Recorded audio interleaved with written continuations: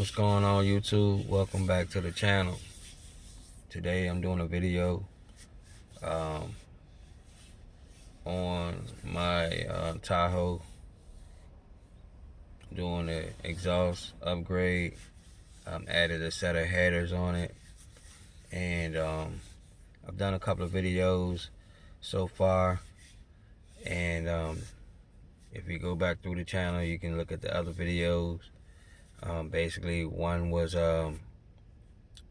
basically me starting the install, and then I did another video on after it was installed, and I did a cold start on the headers open.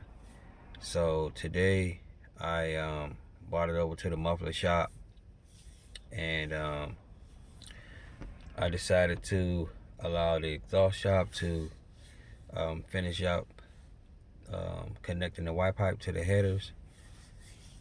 Reason so, for some reason, the little gasket part that's on the headers, it's different on the manifolds. The manifold, you can take it off. On the header, it's made onto it, and it seemed to me that it was a different size. So I was like, you know what, instead of trying to figure it out, I just brought it to the exhaust shop and allowing them to take care of it. Couple of tips that I just wanted to go over. I'm not sure if I went over them in the last video, but if you are thinking about installing some headers on an LS, and if you're going to leave the engine inside of the vehicle, first tip I advise you, if you're able to, take the engine out. It'll be 100 times easier to do it that way if you're able to. But if you're not able to, take it out. I advise you to jack the vehicle up, use some jack stands, pull both wheels off the front, and that way you can work from the top of the engine bay, and you can work from inside of the fender walls. That's what I did. It made things a lot easier. One thing that I ran into was on the driver's side. The driver's side is extremely hard, and the driver's side was difficult in a lot of different reasons. For one, once everything's taken loose, the manifold is extremely hard to get out. It won't come up through the top. It won't come down through the bottom. As I said in the last video, I wind up slicing my manifold in half in order to get it to fold so I can take it out of the fender wall, and I had to like pull it under the steering column. It was just crazy how I had to get it out. I've seen people do this and they just uninstall their whole exhaust, and that's a lot more work that you're gonna have to do. Some of you may want to do it. I didn't want to do all of that. I just wanted to pull off manifold, install some headers, hook it back up. That was what I was looking to do. So as I'm saying, if you pull the whole exhaust off, yeah, you can pull the manifold through the bottom, but if you don't, it's gonna be difficult to get it off. The only way that I could get it off was I had to cut it in half, and then it was short enough for me to bend it and pull it through the fender wall.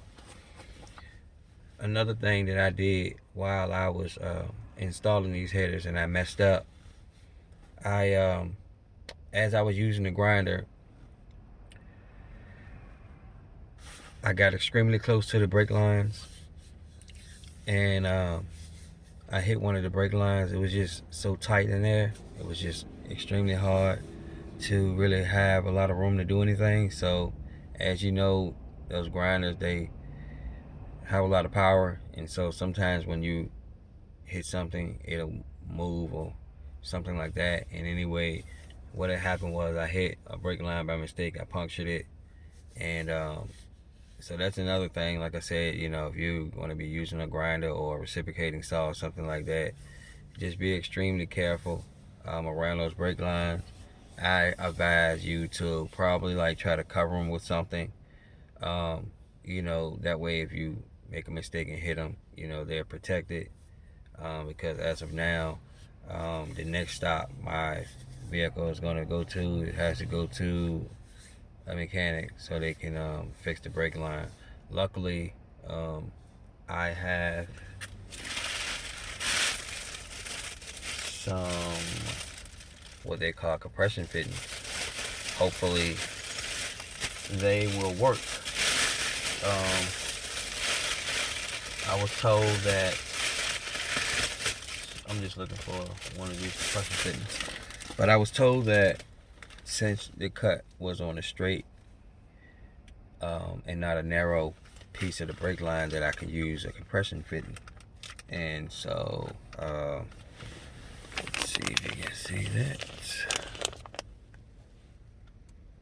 I bought 4 of those, just in case I had another one that was broken. And I bought some brake line, and it's just a piece of brake line. It's flared on the end. Has a couple of fittings on it, and so that's how it looks. Let's see if I can't really get a good shot. I got the camera focused, so I'm not trying to move it, but yep. My vehicle, the brake line is a 1/4 inch thick, and I think my truck is done. So give me a second. All right, the exhaust is all hooked up, so I'm gonna go start on this and let you guys hear it.